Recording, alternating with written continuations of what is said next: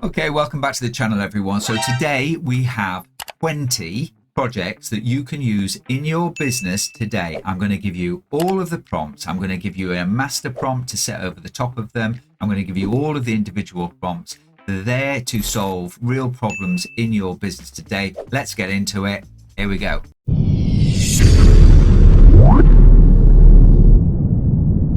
Okay, so the first thing we're going to do is create a baseline meta prompt that I can then create a systems prompt to go into all of my projects, and that will have my style. It will make sure that things are humanized, that they use the right currency, etc. So I would suggest you do this first, and don't forget all of the prompts that I use today will be in the pack that accompanies this video. There'll be a link down below for you to download them, and if you want to go and download them now, put us on pause, download them now, then you can follow along with my prompts. But you'll be able to sort of cut and paste those prompts into your own ChatGPT and change them to meet your needs. So you'll see what I've put in mine, change them to meet your needs, and then you'll be able to create those system prompts in the way that I've created them and create these projects for your business to start using today. Okay, so let's move on. And I've created a detailed prompt here about creating my master system prompt document. So this is the document that I will upload to all of my projects to make sure that they fit my needs. Okay, I'm not going to go through it all, but it says, you know, it should fully reflect my style guidelines, use consents, British English. It should humanize things or language, remove the robotic or formulaic phrasing, use British spelling, include clear structured sections, etc. As I say, it's all down below. So you pop this in, and then what ChatGPT will do is go off and create a document that you can then upload to all of your projects, along with all of the system prompts that you're going to put in. But this one will just make sure that all of your projects meet your requirements. Here we go. There you go. You've got the document, and you can just download that document, save that somewhere safe so you can use it again and again. Let's have a look what the document actually says. So it's created this master system prompt. So it gives the purpose, the core rules, write in British English, use pound sterling as a base currency, showing foreign equivalents in brackets, use metric system, citations, the output structure. So for videos, you want hook, context, key insights. Blogs, you want introduction, main arguments, summary references. For documents, an executive summary, main body with numbered sections, conclusion and references. Humanization, make sure it sounds natural. Behavioral instructions, ask clarifying questions. If the request is ambiguous until 95% certain. Factual presentations, maintain strict factual accuracy and transparency. So don't make stuff up. Use some ethical policy frameworks and some default structures. And then a closing reminders, all outputs created under the Professor Brown must sound as if they're written by a thoughtful, informed human. I'll take this and I'll put this in all of the projects I create today, and you'll see the difference it makes. Let's build our first project. It's an executive briefing generator. So first thing you do is give it a name, executive briefing generator, create the project. Here we go. And then you want to add files. First thing, add my base file. This is my base master system prompt, which I have just created. And then what I want to do is to create the system prompt for the executive briefing generator. Okay, so I popped in my overall meta prompt, and I've also created this executive briefing prompt. And let me show you what that looks like. So you're a senior strategy analyst, inputs required, the methods, skim your sources, list top 10 verifiable facts, identify 3 options, etc. Insert APA citations, guardrails, no speculation, flag uncertainties and missing data, cite at least 2 primary sources. And that's it. Once again, all this will be down below. You can follow along.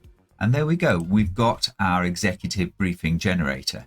Okay, let's test out our executive briefing generator. So I put in 2 documents, a policy document and a board meeting document, and I've asked it to give a brief for the board on scaling retrieval augmented generation RAG for 2025. The decision horizon is 90 days, decision type, approved budget, etc., etc., etc. You can see all of this. Let's see what we get when we pop this in. So I put these 2 documents in. I've created these documents. They're only dummy data. And here we go. A 1-page executive summary, executive decision brief, approved 65,000, some RAG deployment. Why now? 18 minutes.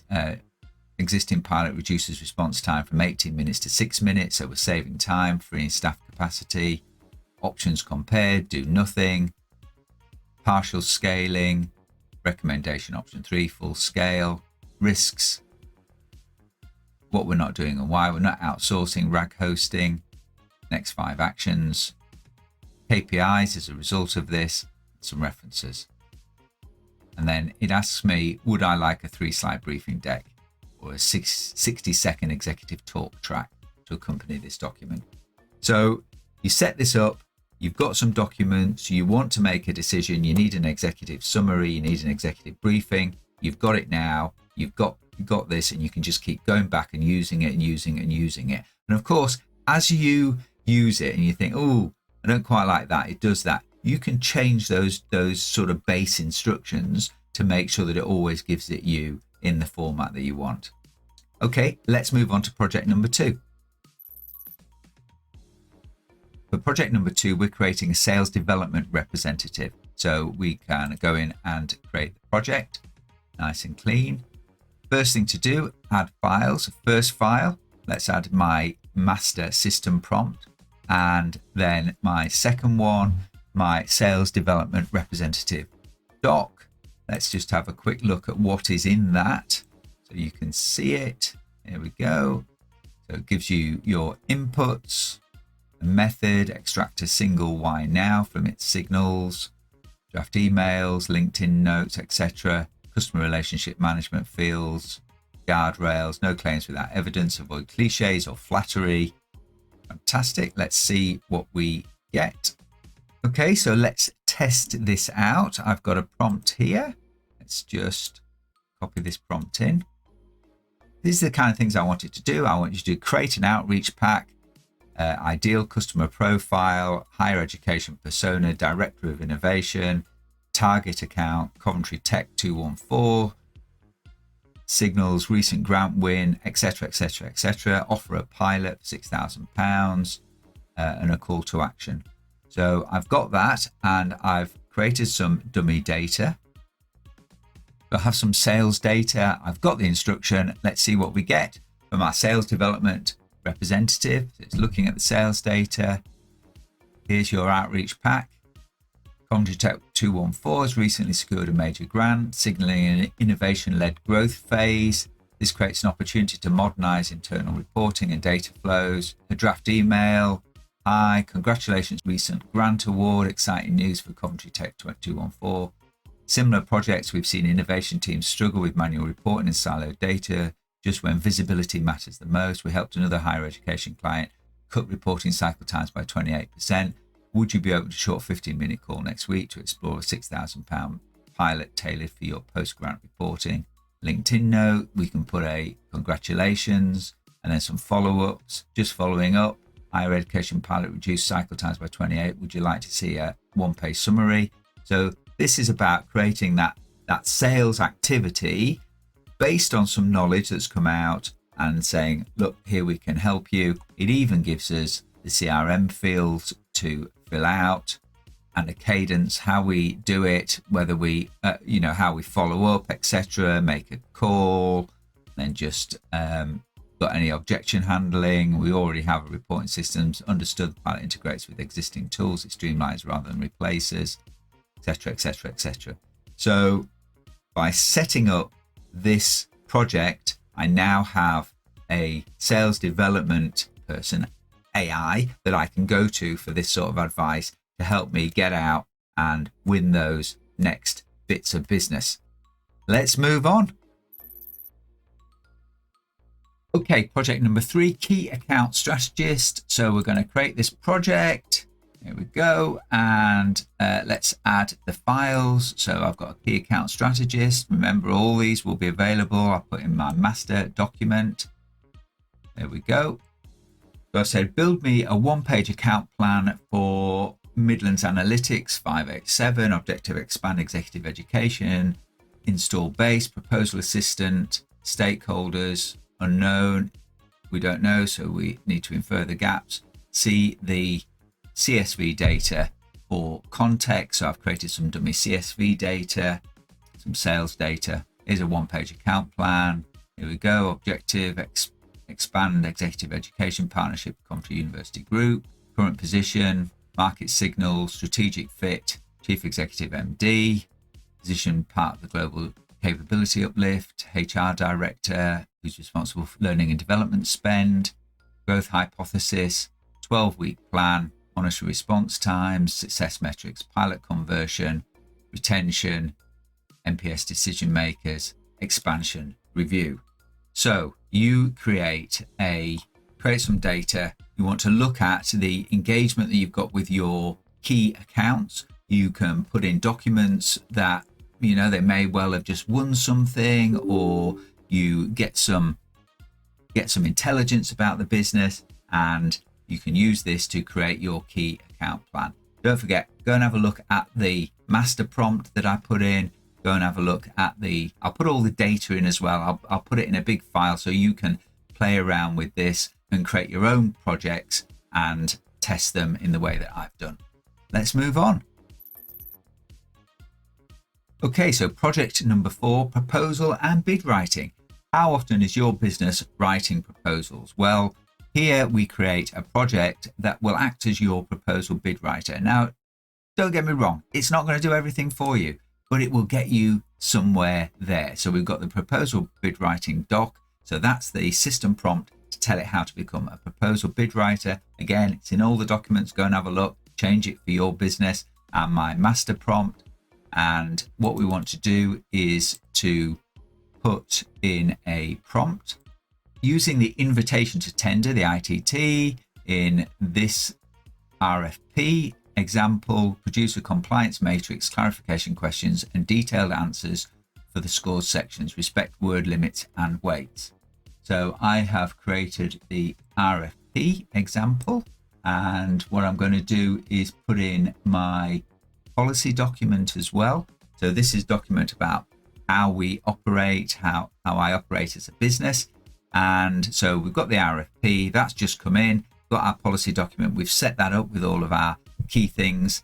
And what you could do is actually put that in the top set of documents, so you don't have to put it in each time. And let's see what we get as a response. Here's the ITT response framework. So we've got a compliance matrix, so we need to comply to these things. So 6-module curriculum design, mandatory course outline, learning outcomes. It says which section it's in of the RFP, academic lead and status, who's the owner of it, the academic lead and pending. And it just goes through and gives you all of those areas. Clarification deadline. So we've got 15th of November. So we need to, the bid manager needs to make sure that we meet those clarification questions to submit before the 15th of November. Are the 6 modules expected to follow a prescribed topic framework, or is the content designed for supplier discretion? And so it's given me some clarification questions that we can put back in to get back before we write the final answers. And then we have some drafted answers. Professor Limited ensures high quality delivery. So it's using me as the example, and it's given me a whole load of draft questions. Now, as I said, this is not the end. You absolutely need to check things. You need to refine them. You need to put your color into them. But this gives you a start. How long would it have taken you to get those first draft answers? How many meetings? How much reading of the ITT? And here we go. We've got them within one click and a few seconds. Let's move on. Okay, so project number 5 is SEO optimization, content planner, brief generator, etc. And what I want to do is to create a project that serves as a sort of project strategist that can help us to make sure that the information that we put out there is optimized so that people can find it. So we have this project, there are 2 files in there, search engine optimization sort of master prompt, and obviously my baseline master prompt that you've already seen. And let's just have a quick look at what's in that master prompt. Search engine optimization, SEO content planner and brief generator, serve as an editorial strategist, build a pillar and cluster plan, write writer-ready briefs that match search intent and audience expectations, core topics, propose 1 pillar page per core topic, guardrails, no clickbait, or all caps in titles, use British spelling and plain language, and then your output and sort of follow-up. So let's give it a try out. So I've said, create a pillar and 6 cluster briefs for executive education, AI governance, productivity tools. The audience is UK executives, competitors. Leave 3 placeholders for competitors, tone, direct, and professional. See what we get. What I'm looking for is it to have an understanding of SEO, of how to get messages out there. So here we go. Pillar 1, executive education for the modern leader. Purpose, position the professor as an authoritative source on leadership, learning, professional development for UK executives. So inform and convert is the primary intent. Secondary intent, guide career development, promote executive programs. Our call to action is explore our executive learning programs. So looks at the clusters, so the return on executive education in 2025, how AI is transforming executive learning, choosing the right executive program. It's got information behind all of these. Hybrid versus in-person executive education, future skills, and from MBA to micro credentials. And then it goes through and it does the same thing for Pillar 2, AI governance and responsible leadership, and for Pillar 3, productivity tools for senior executives. Gives us a publishing calendar, gives us the owners, chooses some different writers, and then a measurement plan, 5% for pillar pages. So this is about creating pages that can go on my website that can promote these individual things. So think about how you might use this in your business. You're trying to build a new market, you're trying to reach out to new people, you've got new products and services, etc. Using this will help you to get that plan ready and start doing that sort of drafting and thinking about how you get your SEO strategy to work. Let's move on. Okay, number 6. So social promotion post generator. So again, a couple of files there. You can see number 6, social promotion post generator doc. And that gives it instructions about creating social posts for my particular business. What I want it to do is to generate platform ready posts for this video, 20 GPT projects for leaders, and puts the link in, and then the audience, UK leaders, and the handles I want it to produce are at professor-AI, which is my X. Oh no, that's my YouTube handle. And my hashtags are AI, ChatGPT, business strategy, and the call to action is watch and comment. So I want people to watch the video, I want them to comment. Let's see what we get. In reality, I use this sort of project to put out, for each video that I do, posts on LinkedIn and X and Facebook, so that my friends and family, work colleagues, etc. know what I'm doing. Here's the full social platform pack. LinkedIn, do a short, medium, and a carousel. So it's given me different things that I can do in each one. Facebook and Twitter, because it knows those are the 3 that I use. And here's the LinkedIn post, AI is changing, and it gives the link to the video, a medium post with a bit more information, and then a carousel design. And if I was going to create a carousel, which I might do for this video, I would be using Gamma to actually create the carousel. I wouldn't try and do it in ChatGPT. If you're interested in how to use Gamma, look at this video here. I'll put a link to the video, and then one for Facebook, sort of community, direct pitch, or teaser. And then for X, a series of tweets that you can put out, including a mini thread with 4 different tweets, and then some first comment prompts. So when you see a video, if you look at the first comment, it is usually pinned. That's one that I put in, and that is to point you in the direction of the documents in case you haven't found them in the description, and also to sort of ask questions of you. So which of the 20 projects would you try first in your organization? It really helps me if you comment down below and we start a discussion. So it's really, really useful to me if I have a pinned comment, encourages you to do that. So if you haven't put a comment down below, stop now, go and do one. That would be really helpful. Thank you. And then some recommendations around posting windows as well. So quite a lot of talk in the YouTube community about when the best time to post is. Honestly, my audience, a lot of them are in the UK, most of them are in the US, so thank you US, but I have people in China and India, and so right across the world. So posting window doesn't really matter, but I guess it does for things like LinkedIn and Facebook and X, and then even gives me some short replies that I can use to get further interaction going. Okay, very cool indeed. So having this social promotion guide supporter to help me and really help me to get engagement in my videos and my blogs, etc.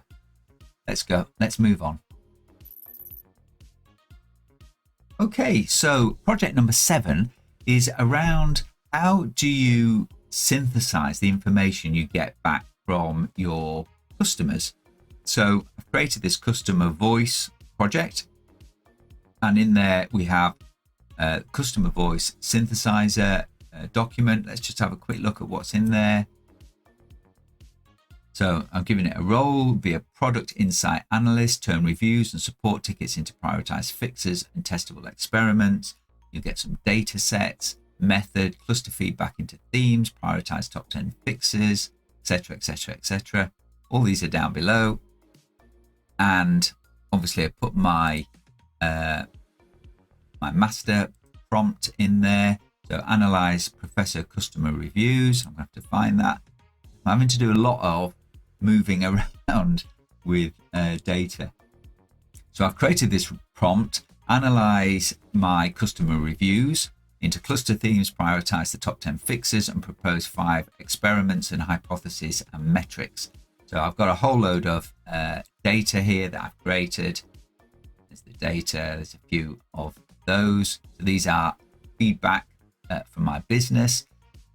It's just dummy data, but let's see what we get.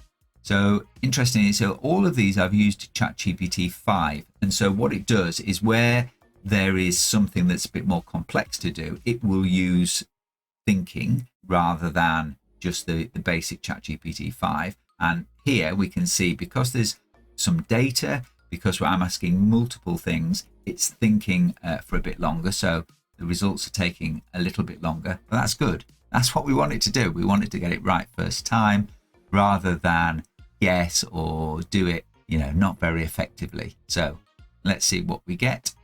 Okay, it took about 2 minutes. So it took some time. So it's given me a file with the themes and cluster priorities. It's good. And here is a concise evidence-backed pass over the customer reviews. Of course, you can be collecting these. 3 main themes dominate. Reporting setup is hard. CRM integration docs are fiddly. Rate limits at peak use. Quick fix sit in the guided configuration. Theme clusters. Here we have top 10 fixes, 5 experiments. So guided reporting versus current flow. So hypothesis, a guided wizard reduces time to first insight support tickets. So it's taking time to get through my questions. So could we use a guided wizard rather than just taking in support tickets? Gives me some suggestions, notes on data quality, what I used and how. So it's telling me how it made these decisions. Really cool. So this sort of insight into your feedback from your clients really positive, especially if it can give you the information. It can analyze the information, make some sensible assessment about that information, and then start giving you suggested fixes and things to try. Okay, let's move on. Okay, how often are you building webinars or decks, etc., to explain a specific issue? I think I do it all the time. I think that this technology really helps you do it. I often use ChatGPT, or I sometimes use Claude or Perplexity to create the deck design. And then I almost always jump into Gamma to actually produce the deck or the webinar, etc. So what I've done here is created a webinar and deck builder. Obviously got the same two files. It's got the master prompt for the webinar and deck builder, and obviously my master prompt as well. Let's give it a prompt. So create 25 slide outline and 45-minute webinar plan from pilots to payoffs, GPT projects that work, audience senior leaders, case studies, use plausible composites, book an assessment call. So the idea of this webinar or this deck is to get them to give me a call so that I can help them with their project building. There we go. And gone very quickly. Tells me what it is, gives me a slide outline, integration mindset. Really cool. Even tells me what the show would look like. Give me some recording assets. So I could do this as a video like this one.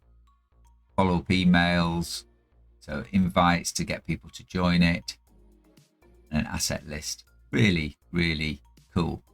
I couldn't move on without trying something out, so I just copied this table, this 25 slide outline, banged it into Gamma, and this is what it produced. It took about a minute. From pilot to payoff, scaling GPT for measurable business impact, the AI inflection point, why pilot purgatory persists, executive questions, show me the ROI, GPT project framework, success story, transforming in higher education, manufacturing excellence through AI. This is one hit. I've not messed with this at all. How cool is that? Book your assessment call. Very, very cool. So there you go. In a few seconds, create in the outline, bang that into Gamma. I've got my presentation. Can't get enough of Gamma. It is really superb. There's both I'll put the link to the video in down below, and I've also put a link to Gamma in down below. If you click on the link, you can get a free trial of Gamma. I expect that if you get a free trial of Gamma, you'll end up paying for Gamma. It's that good. All right, let's move on. Okay, next up. This is number 9, I think, meeting summarizer and action tracker. First of all, you get a transcript of the meeting, but actually what it hasn't done is picked out the actions and tracked them, etc. It is no good having a transcript. You need a summary. So I've created a meeting summarizer, an action tracker. It's got its two files in. One is obviously the system prompt for this, and the other one is my base prompt that you've got. So what I'm going to do is I'm going to give it a prompt, summarize decisions and actions from this transcript. And I've got a dummy transcript here. Let's upload it. There we go. And what this does is just take that transcript and give you a executive summary, around 200 words, 4 key areas of the AI portfolio, the decisions that were taken, and the dates that they were agreed to be done by. And then we've got the actions, which is CSV ready. You can just drag this out and put it into a file. You put it into a project that you use for your business to make sure that you're managing all your actions. Going out to the board, to colleagues, board endorsed, extending the RAG assistant, technology assistant to legacy policies, team recap with a thanks for all the activity, and then a customer update. You can have it as a Word or a PDF pack. Really useful. So you're getting transcripts from meetings, put them in. It gives you the summary. It gives you the actions that have been agreed. Even gives you some emails that you can send out to people who were at the meeting to thank them and to remind them of the tasks they've been given. Fantastic. Let's move on. Okay, project number 10, standard operating procedure, generator and auditor. Now this has, here's the system prompt. Be an operations writer and auditor. Produce a clear SOP with checks and short training quiz. So what this is about is understanding what the SOPs, working with risks, controls, KPIs, etc. So this is the master prompt for this. Created a new project and we need some data to go into it. I've got policy document, and what I want to do is to generate some SOPs for this policy document. See what we get. Got my professor mug. Hey! And there we go. Here's a complete SOP for onboard a client to the RAG knowledge base. Gives the purpose, gives the scope, goals and responsibilities, and here's the procedure. Initiate onboarding, collect approval, approve knowledge sources, data governance review, so conduct a data protection impact assessment, configure the RAG index, client verification and launch. It gives you the control, source register reviewed by data governance, and then the recovery step removed unapproved content. Then gives you some KPIs, so average onboarding time less than 5 days, governance sign-off compliance 100%, every case needs that, and then an audit checklist. Have we achieved those things that are in the standard operating procedures? And then a 30-day management plan and review, and then even a training quiz. So you go through that and then you can give people some training and say what must be completed before ingesting client data containing personal identifiable information. I think this is going to become, this sort of activity is going to become more and more important as we embed AI into our businesses. We're going to need proper policies and procedures to make sure that the data is used effectively, that we've got everything signed off in terms of GDPR, etc., and that people understand how to use these systems. So I think really important. Hope that's helpful to you. If you want to use it, go ahead and use the prompts that I put in the pack. Let's move on. So this is number 11, my email inbox triage and draft assistant. So when I did the video about Comet, and I'll pop it up here for you to see, the one of my viewers, GaryTheExpert.com, wrote to me and said, I've got this inbox. I spend ages trying to manage it, etc. And we had a discussion about what tools were available. I think SaneBox was the one that I'd suggested that he used. In this project, what I've done is created an email box triage and draft assistant. Now, the interesting thing about, and this will be interesting because it actually uses projects in a slightly different way. So what I've said is triage my inbox into must reply, for review, for information, etc. And what I'm going to do here is start agent mode, and I'm going to make sure my sources Gmail is turned on, and then I'm going to set it going.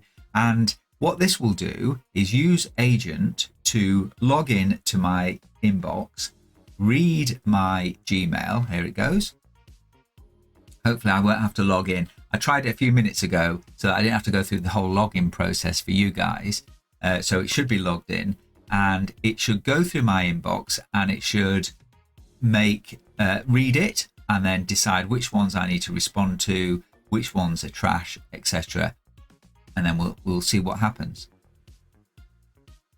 As you can see, it's telling me what it's doing, which is really helpful. So one of the things with agent, and you need to be really careful about it, is that it potentially having access to your stuff outside of ChatGPT. So keep an eye on it.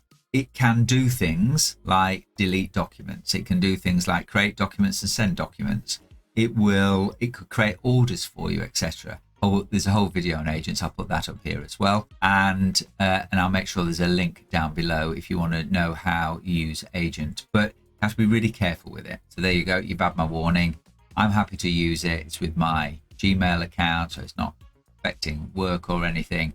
But I'm happy to let agent go through my Gmail, and here it goes. It takes a bit of time. So these things are not massively quick. It's not sort of instantaneous, especially you'll see when it gets into my Gmail. And if you ask it to delete things, it will delete. So you can say, it might come back and say there's a whole load of marketing stuff in there.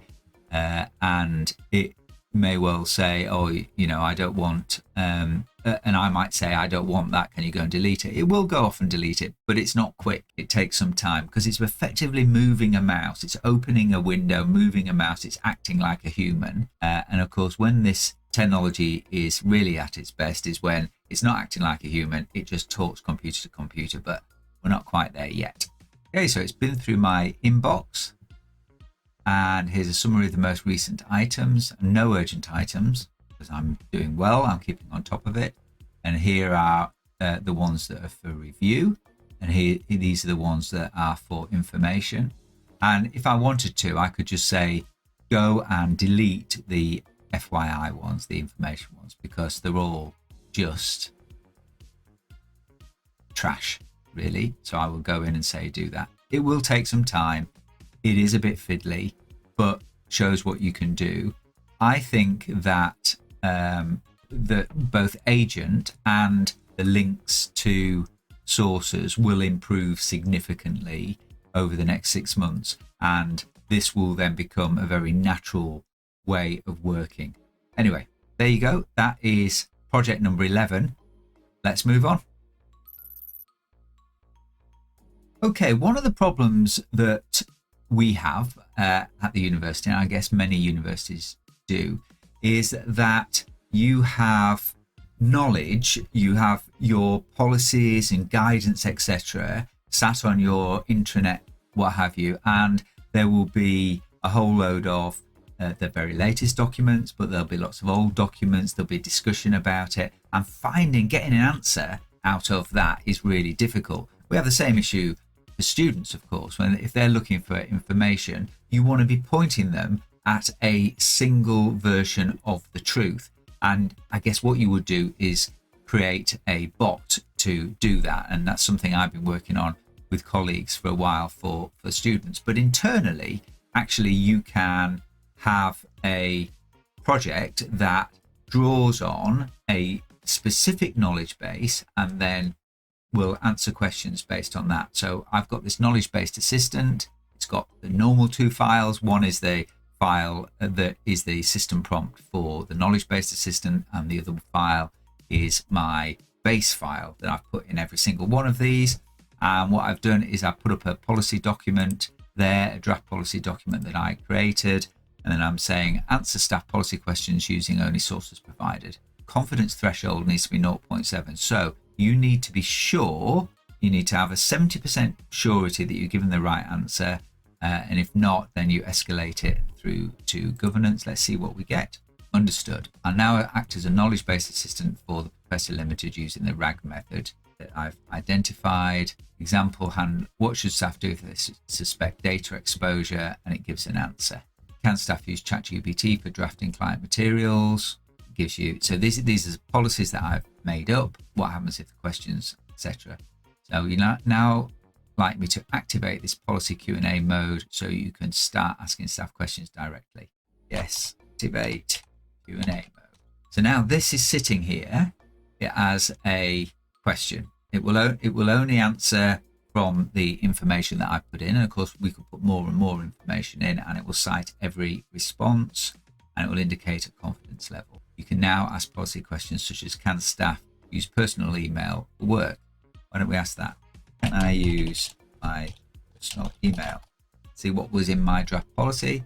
No reference to the provided policies. Confidence level is 0.4. So query should be escalated. So to the governance, it's got an email address, doesn't really exist. And it should suggest another knowledge-based article. Let's try some others. What should I do is data. So you must report it within 24 hours to another email address that doesn't exist. This is a mandatory incident reporting requirement. So it's taken that from the knowledge base and it's given me a high level of confidence. It's an explicitly stated policy and no escalation is required. So it's given me the direct answer to my question from that knowledge base. So think about creating something like this for your knowledge base, or even in a specific area of your knowledge, and you want to perhaps give somebody who is less experienced the ability, somebody who doesn't have it all in their head, the ability to just ask a question and get the specific answer from that specific policy. Hope that's useful. Tell me down below if this is the kind of thing you might use. All right, let's move on.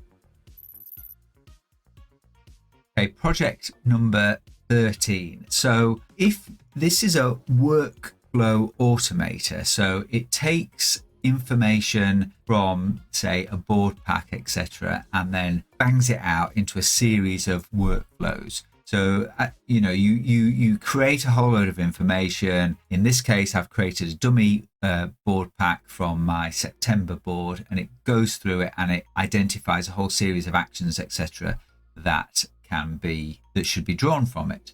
So here is my dummy board pack, and I'm going to say, turn this monthly board pack into a reusable project template, and then create a pack by day, and then the roles are for the COO, CFO, Chief of Staff, etc. See what we get. Pack delivered and signed off day 2, Chief of Staff. Here we go. So what was in my board pack was a requirement to understand my data better. So full YouTube website financial data, that's for the CFO to do. Draft compilation, view and validation, approval, distribution, triggers, time-based triggers, instructions per stage. So this is following on. CFO downloads metrics. It gives the CFO. I'm not sure the CFO is going to be particularly interested in me giving it step by step, but there you go. It's helpful for me because in actual fact, I'm all these people. So being able to understand all of these things and have a list of things I need to do as a result of my previous month's activity, really useful. Review and validation, a RACI table, who's doing what, where, when, metrics for continuous improvement, and then review the cycle. And then you can package this in a downloadable project template, a Word, ready to drive integration, etc. Cool, that's useful. This is the kind of thing I would use to try and plan what I'm going to do, how I'm going to build the business, etc. I would certainly use something like this. Would you use it? Let me know down below. Let's move on. Okay, project number 14, Spend Auditor and Savings Hunter. We are all trying to cut costs. We're all trying to do things more efficiently. So this project helps you to do that. So what I've got here is I've got a whole load of sales data in there as a CSV. So analyze this file and work out any duplicate or underused items and propose any savings plan with vendor talk tracks. So looking at this data, could we do things more efficiently? Could we work more effectively with these organizations? There we go. A lot of rows and columns. Before producing savings, I'll detect duplicates, identify underused or low engagement vendors, summarize vendor categories, propose saving strategies, assume annual review GDP represents the vendor spend, use fixed model. Use annual revenue. So really good thing about projects is you can set them up so that if it doesn't quite understand what you're asking, then it will ask clarification questions. And that was an example of a clarification questions. There was 2 ways to look at the value of a particular vendor to me. And so it asked me which one to use as a proxy for their sort of annual revenue. There we go. And it's working. When it's processing data, it often doesn't take an enormous amount of time. It's often when it's trying to produce lots of documents or it is going through loads of different things that it will take longer. Okay, so I ran it again with the fixed model because if I use the annualized figure, we were getting into billions and billions of pounds. So anyway, we've got duplicate vendors, top vendors by proxy spend, recalculated spend analysis, total proxy spend, still a lot, 598 million. Interactive tables. Would you like me to now produce a full savings plan? Yes, go for it. So it's one of the things that I found a little bit annoying about GPT-5 is that it will get to a stage where it keeps asking you, do you want me to do this? Yeah, okay. So, all right, I'm going to do this now. Are you happy for me to proceed? Yes, proceed. And it can get into a bit of a loop. I think it's got better since day one when it drove me absolutely insane. But it's still, every now and again, it will sort of ask a question. You think that's not really necessary. I've told you what I wanted to do. Anyway, here we go. We've got the model summary, top vendors. These are all dummy. They don't actually exist. Percentage savings, vendor talk tracks. So we're aligning robotics contracts under a single enterprise umbrella. Multiple divisions separately combined exceeds 80 million. We want some savings out of them. It gives me a plan. 90-day execution plan, assumptions and data gaps. Obviously, I've just been using dummy data, so you would have real data and some of these data gaps wouldn't be there. Or it might identify where you don't have all of the information you need and you have to go off and find it, and then the next steps. Cool. Looking for savings? Use the vendor analysis and savings project. You might find some. Let's move on. Okay, something really important next for SMEs, cash flow scenarios, etc. So I've created a cash flow scenario narrator, and I've said using the following drivers, assume a base, 2% volume, 3% headcount, 5% full-time equivalents, an exchange rate, summarize a base, best and worst case scenario for cash flow, see what we get. Don't forget, all of these prompts are in the link down below. Go and find them. You can then choose the prompt that works for you. You can make it work for your business. I'm just using dummy data, and so it's not absolutely right for your business, but it'll give you the start to be able to go in and make the assumptions that you need. All right, so we've got cash flow summary, and obviously this is just from a base case. So margin pressure from volume at the base case, best high realization, and worst revenue contraction. We're talking about price, volume going down, headcount. Best case scenario, headcount goes down. Worst case, it goes up. Volume, base case is 3% minus 1%. Commercial pricing discipline.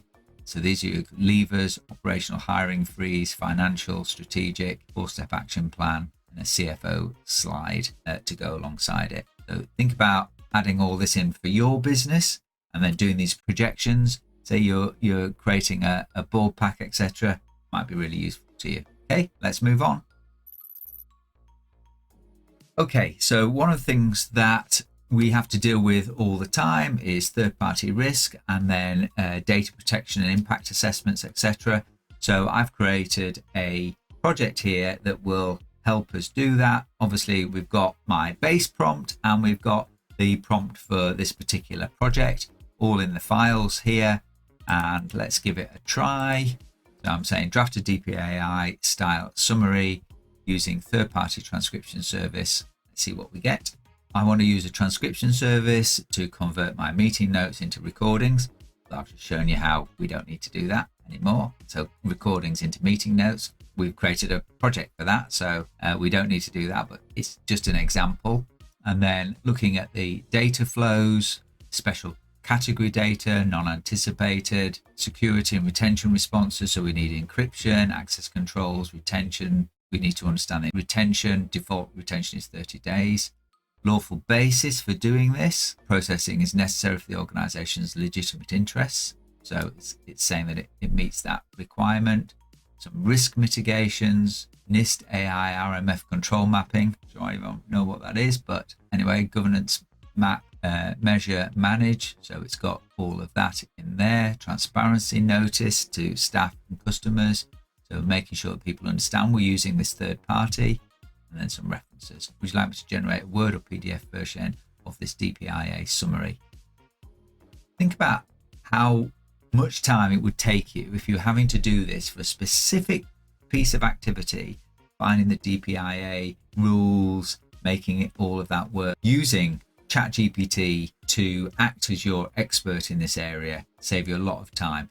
don't get me wrong, this isn't a substitute for getting proper legal advice. Of course, anything you do, you're going to be responsible for. You're not able to say, well, ChatGPT told me, etc. But it gets you there, gets you a start, gets you an understanding, and perhaps a useful tool to move you along the road to making sure that you meet the requirements of DPIA. All right, let's move on. Okay, so AI policy, really, really important, becoming much more important as more businesses, and I hope your business is, starts embedding AI into their workflows. So this is about checking the policies that your organization has, or my organization in this case, against international standards. So I've created an AI policy project. All the information down below. Okay, so what I want to do is check my policies against these things. So I'm going to add in some documents. So this has got my policy document and the meeting transcript. Does this meet the ISO 42001 standards? Let's do a review of that. Of course, it's going out, it's finding those standards, it's making an assessment against them, and it's giving me an assessment, a gap summary. So control of the organization, maturity 3. It's identified some areas where I've got some weaknesses. It's given me a remediation plan, phase 1, AI governance charter, stakeholder and system register, update Tracy matrix, make sure all that works, success metrics, next steps. So very quickly, with not a lot of work, doesn't give me all the answers, doesn't do all of the work for me, but it gives me a plan of how to make sure that I am compliant with the main standard. Would you use something like this? Would you find this helpful? Let me know down below. Let's move on. Okay, I think this is number 18, and what I've got is a hiring and interview co-pilot. So I've created the prompt, the system prompt, and so I should be able to just go in and say, create me a job description, scorecard, and structured interview pack for a customer success manager. Outcomes are to improve adoption by 20%, reduce time to value to 14 days, and the team context is works in data governance and sales. See what we get. So all of the files are in the link down below, so you can make it work for your business. So here we go. Here's a completed hiring pack, job description, lead customer success engagements. It's got the improving product usage by 20%, time to value down to 14 days, key outcomes for the first 12 months, responsibilities, competencies. So it's got a description of the competencies, tools and systems. You need to be able to use HubSpot or Salesforce, etc. Must have proven experience, +3 years, strong analytical and presentation skills, nice to have familiarity with AI, and then it gives you a scorecard, a structured interview pack. Tell me about the time you turned around an unhappy customer. Got a note-taking sheet. How good is this? And then a candidate communication template, interview email, task email, feedback email, 30, 60, 90-day plan, hiring debrief template. How good is that? And of course, you can produce all of these as PDFs or Word documents, etc. Create this project, have it in your business, use it when you need it. Fantastic. Let's move on. Okay, number 19, project number 19. How much value are you getting in this? If you enjoyed this video so far, don't forget to give me a like. That really helps to get the video out there. Okay, project number 19, learning coach, 30-day program. So this project is about creating a learning coach. You've got a new member of staff. You want to be able to give them some learning in their first 30 days. So that's what this is all about. So I'm just going to put in a prompt, design a 30-day micro learning plan for a sales manager, focusing on pipeline hygiene, 10 minutes per day, manager support, weekly check-ins. Here we go. 30-day micro learning plan for sales managers. Cool is that? Gives you structured overview, 5 to 10 minutes every day, weekly reflection, keeping a journal, manager check-ins, metrics, habit tracker, clean and clarify, day 1, export current pipeline, remove any duplicates, clean list, So it gives you some things to focus on. That's in week 1. Week 2, improve deal quality, revisit qualification criteria, check if they're right, etc. Drop or park low potential deals. Week 3, engage in advance, drive movement through the stages, check deals that are stuck, move them on, forecast and sustain, compare your CRM forecast with the actual outcomes. Then you've got some metrics, percentage of deals that's with the next step logged. You've got a printable habit tracker, one-page manager summary. How useful is that? You've got a new member of staff, or you've got a member of staff and you've got a problem, you want to get it sorted out. It's one of the ways to do it. Cool. Let's move on. Okay, project number 20. You're talking to staff, you're doing a town hall, etc. So create an executive brief project or a town hall speechwriter. So I've created that. As always, the detailed prompts are in the pack. So draft a 6-minute staff address on Q4 focus, quality and cash insight. Include 3 priorities and 1 metric per priority. Provide 3 social snippets. Use APA citations with live URLs for any stats. What we get, here's your 6-minute staff address. So you've got a hook. This works like the videos. Good morning, everyone. As we head to the final quarter, I want to bring us together around 2 simple ideas: quality and cash.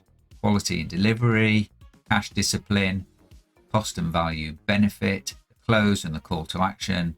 Gives me some idea about slides, some social snippets, and obviously my references. How cool is that? Okay, well, there you go. 20 projects I think you could be using in your business today. And I bet there's another 20, 40, 60, 80 that you could think of. And if you do think of them, put them in down below and maybe I'll give them a go next time I do a video like this. And if you got some value out of this video, don't forget to give me a like. And if you want to share it with people, that's cool as well. Definitely. I want to get out there. I want people to see the videos that we're doing. I think they're valuable. I hope you're finding them valuable too. I really enjoy making them. If you've enjoyed the video and you want to get more into using tools like Gamma, then watch this video next. Bye for now.